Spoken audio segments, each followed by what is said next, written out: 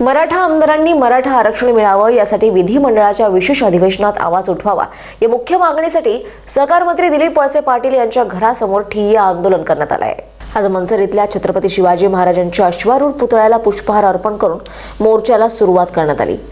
मराठा आरक्षणासंदर्भात विधिमंडळाच्या विशेष अधिवेशनात आंबेगाव तालुक्याचे आमदार तथा सहकार मंत्री दिलीप वळसे पाटील यांनी मराठा समाजाला न्याय मिळवून देण्यासाठी प्रयत्न करावा या मागणीसाठी त्यांच्या निवासस्थानी जाऊन ठिय्या आंदोलन करण्यात आले।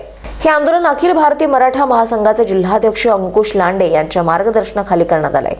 यावेळी गणेश खानदेशे, सुरेश निघोट, प्राध्यापक राजाराम बाणखेले, बाळासाहेब बाणखेले, संजय चिंचपुरे यांच्यासह मराठा क्रांती मोर्चाचे तालुक्यातील पदाधिकारी उपस्थित होते। आंबेगाव तालुका सकल मराठा समाजाच्या आरक्षण मागणीचे निवेदनाचा स्वीकार राष्ट्रवादी काँग्रेसचे तालुकाध्यक्ष ॲडव्होकेट विष्णू काका हिंगे पाटील, वळसे पाटील यांचे स्वीय सहाय्यक विजय थोरात यांनी केला आहे। यावेळी राजेंद्र थोरात, सुहास बाणखेले, सतीश बेंडे, लक्ष्मण थोरात हे उपस्थित होते। कोणताही अनुचित प्रकार घडू नये यासाठी मंचर पोलीस स्टेशनच्या वतीनं चोख बंदोबस्त ठेवण्यात आला होता। Sachin Wayal, star Maharashtra news, Ambegaon.